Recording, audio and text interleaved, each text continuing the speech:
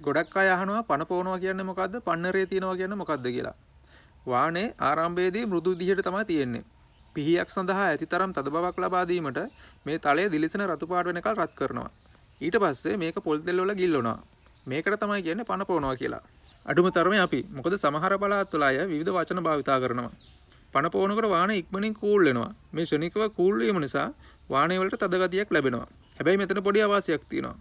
පණ පොවලා ඉවර වුණ ගමන්ම මේ තලය ගොඩක් තදයි. නමුත් බින්දෙන සුළුයි. ඒ කියන්නේ මේක පොඩි පොඩි කෑලි කැඩලා යන්න පුළුවන්.